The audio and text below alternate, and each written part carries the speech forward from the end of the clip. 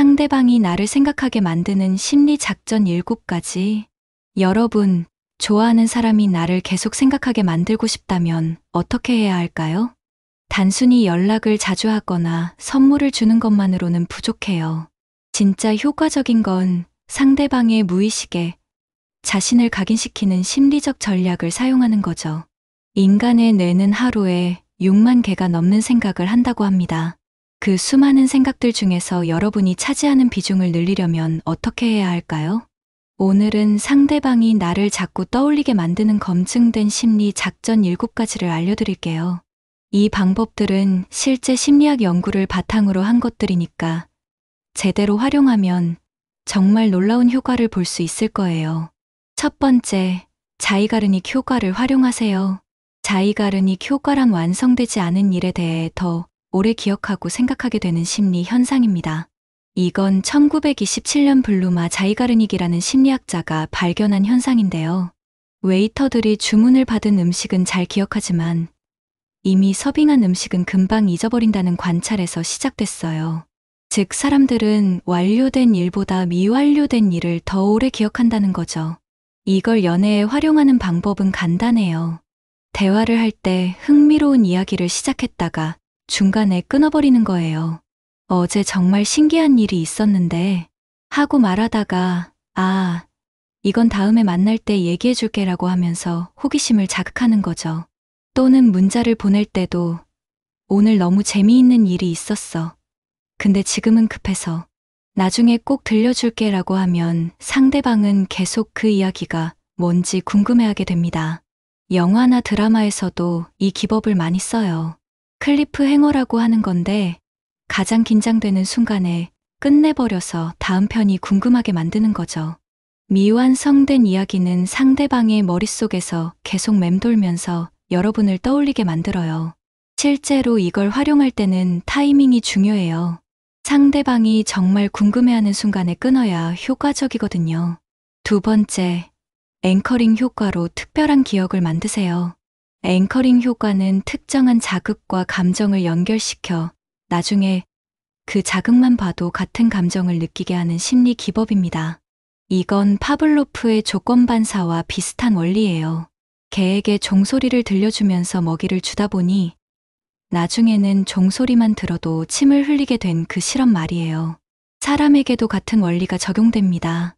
예를 들어 상대방과 함께 있을 때 특정한 향수를 뿌리거나 특별한 음악을 함께 듣거나 독특한 제스처를 하는 거예요. 처음엔 별거 아닌 것 같지만 시간이 지나면서 상대방이 그 향기를 맡거나 그 음악을 들을 때마다 여러분을 떠올리게 됩니다. 특히 긍정적인 감정이 느껴지는 순간에 이런 앵커를 심어두면 더욱 효과적이에요. 함께 웃고 있을 때 특정한 손동작을 하거나 감동적인 순간에 특별한 말을 해주는 식으로 말이죠. 여기서 중요한 건 앵커가 너무 인위적이면 안 된다는 거예요. 자연스럽게 여러분의 특징이 될 수 있는 것들로 선택해야 해요. 향수 같은 경우는 여러분만의 시그니처 향을 만드는 게 좋고요. 음악은 여러분이 평소에 즐겨 듣는 장르나 특별한 의미가 있는 곡들로 선택하는 게 효과적입니다. 세 번째, 간헐적 강화 스케줄을 사용하세요. 이건 도박 중독의 원리와 같은 심리학적 개념인데요. 행동주의 심리학의 아버지라고 불리는 스키너가 연구한 개념입니다.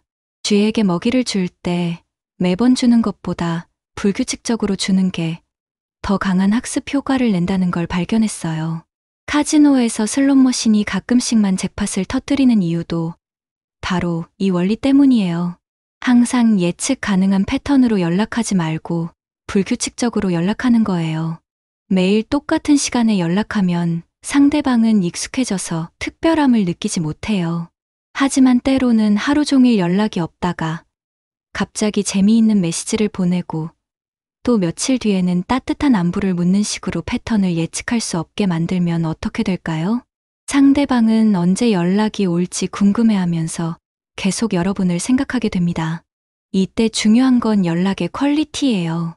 가끔 연락할 때는 정말 의미 있고 기억에 남을 만한 내용으로 해야 해요. 단순한 안부보다는 상대방이 좋아할 만한 재미있는 사진이나 영상, 또는 상대방을 위한 특별한 정보 같은 것들 말이에요. 단, 너무 오랫동안 연락을 안 하면 관심이 식을 수 있으니까 적절한 균형을 맞추는 게 중요해요. 일반적으로 3일에서 일주일 정도가 적당한 것 같아요. 네 번째, 미러 뉴런을 자극하는 감정 동조를 해보세요. 미러 뉴런은 다른 사람의 행동이나 감정을 따라하게 만드는 뇌의 신경세포예요. 1990년대에 이탈리아의 신경과학자들이 원숭이 실험을 통해 발견한 건데요. 원숭이가 다른 원숭이의 행동을 보기만 해도 자신이 직접 하는 것처럼 뇌가 반응한다는 걸 알아냈어요. 사람에게도 똑같은 게 있어서 다른 사람의 감정을 보면 자신도 모르게 그 감정에 동조하게 됩니다. 상대방과 대화할 때 상대방의 감정 상태에 공감하고 동조하면 상대방은 여러분을 자신과 비슷한 사람이라고 느끼게 됩니다. 상대방이 기쁠 때는 함께 기뻐하고 힘들어할 때는 진심으로 위로해주는 거죠. 이렇게 감정적으로 연결되면 상대방은 무의식적으로 여러분을 자신의 일부처럼 느끼게 되고 자연스럽게 자주 떠올리게 됩니다. 특히 상대방이 감정적으로 힘든 시기에 곁에 있어주면 그 기억은 매우 강하게 남아서 오랫동안 여러분을 생각하게 만들어요. 이때 중요한 건 진짜 공감이어야 한다는 거예요. 억지로 맞춰주는 척하면 오히려 어색하고 가식적으로 느껴질 수 있거든요. 상대방의 이야기를 진심으로 들어주고 그 사람의 입장에서 생각해 보려고 노력하는 자세가 필요해요. 다섯 번째, 희소성의 원리를 전략적으로 활용하세요. 사람들은 쉽게 얻을 수 있는 것보다 얻기 어려운 것에 더 큰 가치를 두고 더 많이 생각하게 됩니다. 이건 로버트 치알디니의 설득의 심리학에서도 중요하게 다루는 원리예요. 한정판 상품이 더 비싸게 팔리는 이유도 바로 이 때문이죠. 항상 상대방에게 100% 가용한 상태로 있지 마세요. 가끔은 바쁘다고 하거나 다른 약속이 있다고 하면서 만나기 어려운 상황을 만드는 거예요. 물론 너무 자주 거절하면 안 되고 거절할 때도 정말 만나고 싶지만 어쩔 수 없이 안 되겠다는 아쉬움을 표현해야 해요.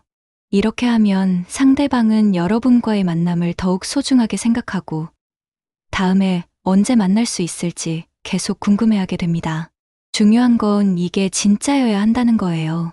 거짓으로 바쁜 척하면 언젠가는 들통날 수 있거든요. 실제로 자신의 삶을 풍성하게 만들어서 정말 바쁘고 재미있는 일들이 많은 사람이 되는 게 가장 좋은 방법이에요. 그러면 자연스럽게 희소성이 생기게 되죠.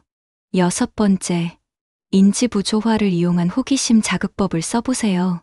인지부조화란 서로 모순되는 생각이나 정보를 동시에 접했을 때 느끼는 불편함을 말해요. 이 불편함을 해소하려고 사람들은 계속 그것에 대해 생각하게 됩니다. 레온 페스팅거라는 심리학자가 처음 제안한 개념인데요. 사람들은 자신의 믿음과 행동이 일치하지 않을 때 심리적 불편함을 느끼고 이를 해결하려고 노력한다는 이론이에요. 예를 들어 평소에는 귀엽고 순한 이미지를 보여주다가 가끔씩 카리스마 있는 모습을 보여준다거나요. 또는 평소에 조용한 편인데 특정 주제에 대해서는 열정적으로 이야기한다든지요. 혹은 겉보기에는 완벽해 보이는데 의외로 어설픈 면이 있다든지 말이에요. 이런 예상치 못한 반전 매력을 보여주면 상대방은 이 사람의 진짜 모습이 뭘까? 라며 계속 궁금해하게 됩니다. 일관성 있는 모습도 중요하지만 가끔씩 의외의 면모를 보여주는 것도 상대방의 관심을 지속시키는 좋은 방법이에요.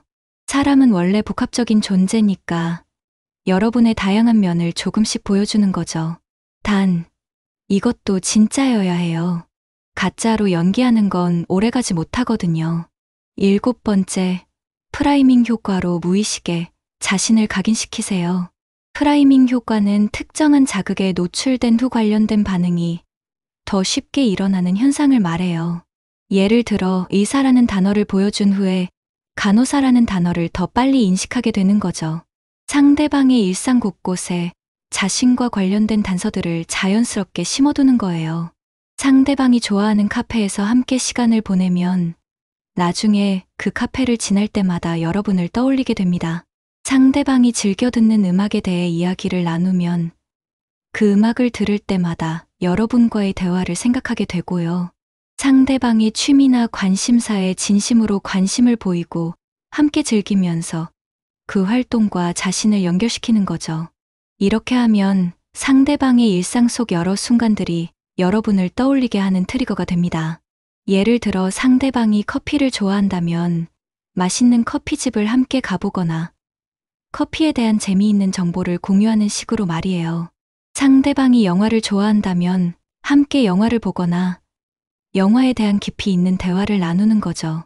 중요한 건 상대방의 관심사에 진짜로 관심을 가져야 한다는 거예요. 단순히 전략적으로 접근하면 상대방이 눈치챌 수 있거든요. 여기서 가장 중요한 건 이 모든 방법들을 자연스럽게 사용해야 한다는 거예요. 너무 의도적으로 보이거나 계산적으로 느껴지면 오히려 역효과가 날 수 있거든요. 진정한 관심과 애정을 바탕으로 이런 심리적 원리들을 활용해야 합니다.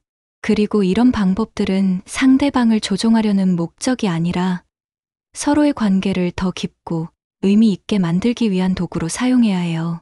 상대방이 여러분을 자주 생각하게 되는 것은 결국 여러분에 대한 호감과 애정이 커진다는 의미니까요. 실제로 이런 방법들을 사용할 때는 상대방의 반응을 잘 살펴봐야 해요. 어떤 방법이 효과적인지는 사람마다 다를 수 있거든요. 상대방의 성격이나 선호도에 맞춰서 적절한 방법을 선택하는 게 중요해요. 하지만 무엇보다 중요한 건 여러분 자신이 진짜 매력적인 사람이 되는 거예요. 아무리 좋은 심리 기법을 써도 본질적인 매력이 없다면 오래가지 못해요.